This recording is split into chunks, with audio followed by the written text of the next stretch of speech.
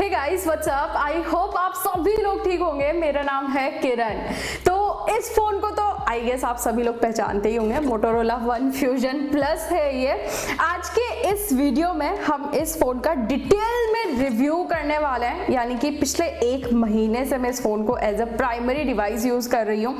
क्या क्या मेरे एक्सपीरियंस इस फोन के साथ हुए, आई मीन टू से मुझे क्या चीजें सबसे बेस्ट लगी है इस फोन के अंदर, क्या चीजें मुझे बकवास लगी और मीडियोकर लगी, सारा चीज एकदम डिटेल में आज के इस वीडियो में आपको बताऊंगी। सो बिना कोई टाइम वेस्ट किए शुरू करते हैं आज के इस वीडियो को। तो यार सबसे पहली चीज तो मुझे बहुत ही वियर्ड लग रही है कि ये फोन जब मैंने फर्स्ट सेल में परचेज किया था तो मुझे 17,000 के प्राइस पॉइंट पर मिल गया था। आज के टाइम अगर आप परचेज करोगे तो डिवाइस का प्राइस 500 बढ़ गया है, 17,500 के प्राइस में ये मिलता है। और यार ऐसा कौन करता है, आई मीन फर्स्ट सेल के बाद 500 रुपए बढ़ा रहे हो, क्या सेंस बनता है इस चीज का। तो ये मुझे मोटोरोला की तरफ से एक बहुत ही बेकार सी चीज लगी है। बट खैर फोन के एक्सपीरियंस के बारे में अगर बताऊं तो यार ये फोन हैवी है, लिटरली आपको आदत होनी चाहिए भारी भरकम डिवाइस उठाने की। मैं एक हाथ से इस डिवाइस को यूज करती हूँ या फिर काफी देर तक ऐसे करके अगर मैं बिंज वॉच करती हूँ कोई भी चीज तो मेरे हाथ लिटरली दर्द करने लगते हैं, क्योंकि फोन हैवी भी है, काफी ज्यादा मोटा भी है और बड़ा तो है ही। तो ये एक चीज है जिसके साथ आपको डील करना पड़ेगा। बट इसके साथ बोल देती हूँ कि फोन की डिस्प्ले काफी अच्छी है। आई मीन अगर आप मूवीज मल्टीमीडिया कंज्यूम करते हो तो आपके फोन को डिस्प्ले को यूज करके काफी मजा आने वाला है। इसका रीजन ये भी है कि यार IPS LCD पैनल जो यहाँ पर लगाया हुआ है ये काफी अच्छी क्वालिटी का है, कलर्स काफी अच्छे निकल के आते हैं, ऑन पॉइंट ब्राइट डिस्प्ले। धूप में जाओगे तो थोड़ा बहुत आपको फील होगा कि हाँ कम ब्राइटनेस मिल रही है, बट हाँ अगर आप मूवीज वगैरह देखते हो देन आपको काफी अच्छा एक्सपीरियंस होने वाला है। और ऊपर से फायदा भी होता है ना यार कि कंप्लीट बेजललेस डिस्प्ले में आपको एकदम सीमलेस एक्सपीरियंस होता है। आई मीन कोई नॉच नहीं, कोई गड्ढे नहीं, तो अलग ही लेवल का भी मजा आता है। बाकी फोन की जो बिल्ड क्वालिटी है वो एज सच कुछ खास नहीं है, पॉलीकार्बोनेट का बैक है तो ऑब्वियसली इसको मैं इतना अच्छा नहीं बोलूंगी, आपको कवर वगैरह के साथ रखना पड़ेगा। प्लस इस फोन के अंदर कोई भी गोल्डन गोरिल्ला ग्लास की प्रोटेक्शन भी नहीं दी हुई है, तो इसको भी मेक श्योर करना कि आप अच्छा टेम्पर्ड ग्लास खुद की तरफ से यूज करो। वैसे अगर आप ये एक्सपेक्ट कर रहे हो कि इस वीडियो में मैं स्पेसिफिकेशंस भी बताने वाली हूँ देन यार ऐसा नहीं होगा। मैं टोटली अपना एक्सपीरियंस आप लोगों के साथ शेयर कर रही हूँ जो एक महीना मैंने इस फोन के साथ बिताया उसका। तो अगर आपको स्पेसिफिकेशंस के साथ एक शॉर्ट रिव्यू चाहिए देन मैंने वो भी किया हुआ है, नीचे लिंक डिस्क्रिप्शन में मिल जाएगा, आप जाके उसको देख सकते हो। बट खैर इस फोन की UI की अगर बात की जाए तो वन ऑफ द बेस्ट और हाईएस्ट सेलिंग पॉइंट है इस फोन का।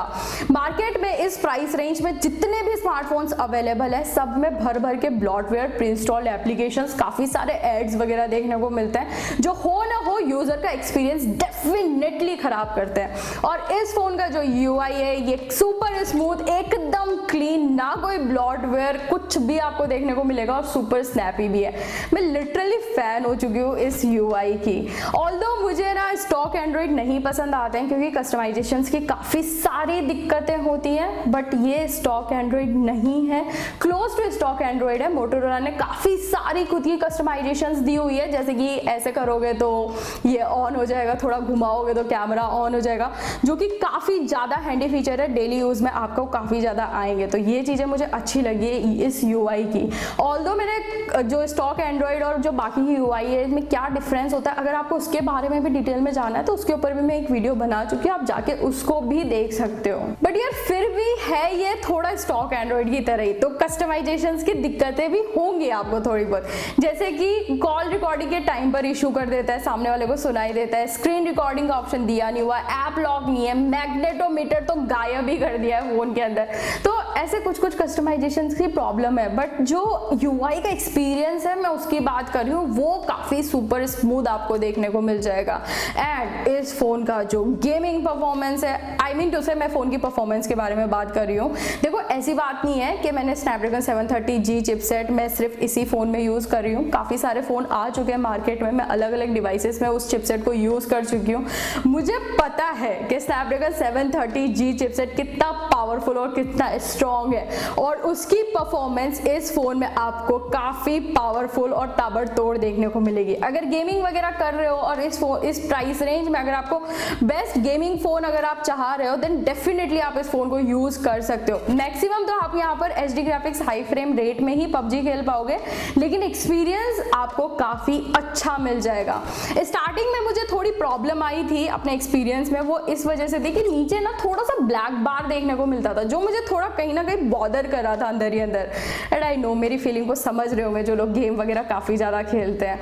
तो यार उसका सॉल्यूशन मुझे मिल चुका है, और मैंने एक वीडियो बनाया हुआ है जहाँ पर काफ़ी सारी प्रॉब्लम्स मैंने इस फ़ोन की बताई है। तो पर्टिकुलर अगर आपको फ़ोन की प्रॉब्लम्स के बारे में जानना है ना, तो उस वीडियो को देख सकते हो, उसी के अंदर इसका सॉल्यूशन भी मैंने बताया हुआ है। लेकिन पता है दिक्कत कहाँ आती है?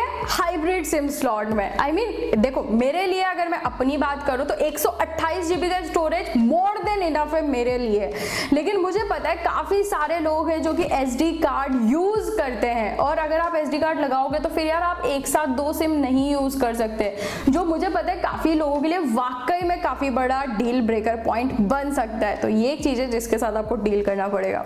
बट यहीं पर अगर स्पीकर्स के बारे में बात की जाए तो one of the bestest speaker आपको इस फोन के अंदर देखने को मिल जाएंगे। आई मीन जो मैंने इसके साथ एक्सपीरियंस किया है, काफ़ी क्रिस्प और काफ़ी सूदिंग साउंड आपको इसमें सुनाई देगी। तो मुझे नहीं लगता स्पीकर्स को लेके कोई भी कंप्लेन करेगा यहाँ पर। वैसे हाइब्रिड सिम स्लॉट वाली तो एक छोटी सी दिक्कत थी।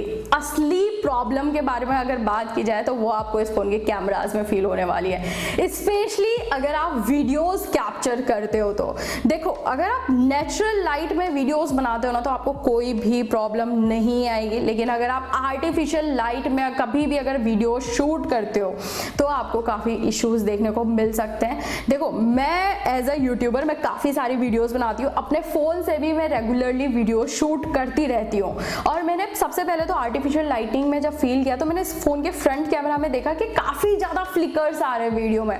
उसके बाद फ्रंट में तो FPS बढ़ाने का भी नहीं दे रखा है, नॉर्मल 1080p 30 FPS में ही वीडियो शूट होता है। लेकिन मैंने अलग से थर्ड पार्टी एप्लीकेशन इंस्टॉल किया, ओपन कैमरा, वहाँ से मैंने FPS को एडजस्ट किया, उसके बाद भी इसकी फ्लिकरिंग सॉल्व नहीं हुई है। काफ़ी बार फ्लिकर करता है, काफ़ी बार नहीं भी करता है, but most of the times आपको फ्लिकरिंग देखने को मिल जाती है। तो ये एक रियल प्रॉब्लम है। फिर मैंने सोचा फ्रंट से एक बार रियर साइड से भी चेक करते हो, तो रियर साइड से भी सेम प्रॉब्लम्स मुझे देखने को मिले। तो ये एक चीज़ है जो मेरे हिसाब से मोटोरोला को वाकई में रिजॉल्व करनी चाहिए। बट इसी के साथ एक बार डिटेल में देख लेते हैं इस फोन के कैमरास को। तो वैसे तो आप सभी को पता होगा कि क्वाड कैमरा सेटअप के साथ आता है ये स्मार्टफोन। 64 मेगापिक्सल का प्राइमरी कैमरा यहाँ पर दिया हुआ है। कुछ नॉर्मल पोर्ट्रेट शॉट्स की अगर बात करूँ तो देखो, नॉर्मल मोड में ना अगर आप नेचुरल लाइट पे शूट कर रहे हो तो ये हल्का सा येलोइश टिंट मेंटेन करता है। हो सकता है आप में से कुछ लोगों को ये फोटो अच्छी ना लगे, लेकिन पर्सनली अगर मैं अपनी बात करूँ तो ये जो येलो कलर रखता है ना हल्का सा, मुझे ये थोड़ा रिच फील देता है, इसलिए मुझे ये फोटो अट्रैक्टिव लग रहा है। हो सकता है आपके ओपिनियंस मुझसे अलग हो, बट अगर पोर्ट्रेट मोड को फोटो का आप यहाँ पर देखोगे ना तो ये पीछे का ब्लर तो इसने बराबर से नेचुरल रखा है, लेकिन ओवरऑल फोटो थोड़ा सा डल कर दिया है। तो मुझे ये फोटो इतना ज़्यादा अट्रैक्टिव नहीं लगा है। ऑल्दो यहाँ पर जो डिटेल्स हैं वो काफ़ी सही आई है, फोटो की अगर आप शार्पनेस देखोगे तो वो भी काफ़ी सही है, बट यहाँ पर अगर आप वाइड एंगल पे फोटो लेते हो ना तो यहाँ पर आपको इतनी अच्छी डिटेल्स नहीं देखने को मिलेगी। ऊपर से भी कलर्स के मामले में तो कुछ अलग ही गेम खेल गया है। आई मीन थोड़ा सा ब्लूइश, थोड़ा सा ग्रेइश कलर यहाँ पर नजर आ रहा है। तो ओवरऑल मैंने एक चीज नोटिस करी है कि आप बोल सकते हो कि कलर्स के मामले में ना ये इतना ज़्यादा कंसिस्टेंट नहीं है। हर अलग अलग तरह के फोटो में थोड़े से अलग अलग तरह के कलर रख लेता है। तो ये एक चीज़ है जो मैंने यहाँ पे नोटिस किया है। बट अगर आप मैक्रो शॉट लेते हो ना, अगर लेते हो तो आप काफ़ी क्लोज जाके मैक्रो फोटो निकाल सकते हो और फोटो में आपको इनफ डिटेलिंग भी देखने को मिल जाएगी, जो मुझे काफ़ी सही चीज़ लगी है।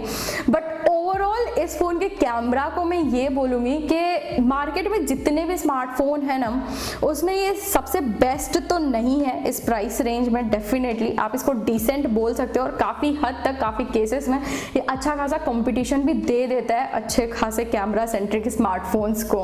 बट एक चीज है कि इस फोन का फ्रंट कैमरा मुझे इतना ज्यादा इंप्रेसिव नहीं लगा है। स्पेशली पोर्ट्रेट मोड के बारे में मैं बात करना चाहूंगी कि काफी बार ये एज डिटेक्शन में प्रॉब्लम करता है। मेरे कर्ली हेयर है तो ये काफी बार इनको स्मूथ कर देता है, या फिर कई बार ऐसा होता है कि ये इनकी एजेस को डिटेक्ट नहीं कर पाता और पूरा बालों को गायब भी कर देता है। तो ये मेजर प्रॉब्लम्स है जो मैंने इस फोन के फ्रंट कैमरा में मुझे देखने को मिली है। बट अच्छी बात पता है क्या, कि अगर आप लो लाइट में फोटोज निकालते हो ना तो नाइटस्केप मोड दिया हुआ है। आई मीन रियर साइड तो हमें जनरली फोन्स में देखने को मिलता है, ये इस फोन के फ्रंट में भी आपको नाइटस्केप मोड देखने को मिल जाएगा, जो कि काफी सही काम करता भी है।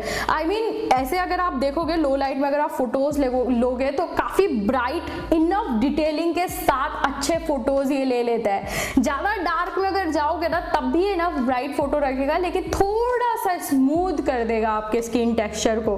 बट हाँ, नाइटस्केप मोड काफी अच्छा काम करता है, रियर साइड का भी और फ्रंट साइड का भी। बाकी इस फोन से आप मैक्सिमम 4K तक की सेटिंग्स में वीडियो शूट कर सकते हो, लेकिन जो स्टेबलाइजेशन है वो आपको 1080p 30 fps तक की सेटिंग में ही देखने को मिलेगा। आई मीन अगर आप वाइड एंगल से भी वीडियो लेते हो ना तो वहां पर भी स्टेबलाइजेशन आपको नहीं देखने को मिलेगा। और वैसे ये तो मैं आपको बता ही चुकी हूँ कि अगर आप आर्टिफिशियल लाइट में वीडियोस निकालते हो तो फ्लिकरिंग इश्यूज देखने को मिलेंगे। बट खैर, अगर आप फ्रंट से नेचुरल लाइट में अगर वीडियोस निकालते हो तो काफी अच्छा खासा वीडियो आपको देखने को मिल जाएगा।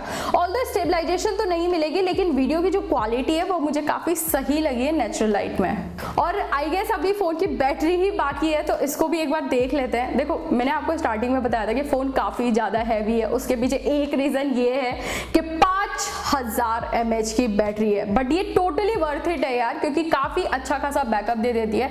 मैं एक नॉर्मल यूजर हूँ, मुझे 1 से 1.5 दिन तक का बैकअप मिल जाता है। अब ये आपके ऊपर डिपेंड करता है कि आप कितना ज्यादा गेम खेलते हो, बट हाँ, मेरे लिए तो अच्छा खासा बैटरी बैकअप दे देता है। बट एक जो टेंशन लेने वाली बात है वो है इस फोन की चार्जिंग स्पीड को लेके। 5000 mAh with 18 watt fast charger यहाँ पर दिया हुआ है, और ये जो 18 वॉट का फास्ट चार्जर है ये 2.5 घंटे ले लेता है इस फोन को चार्ज करने में।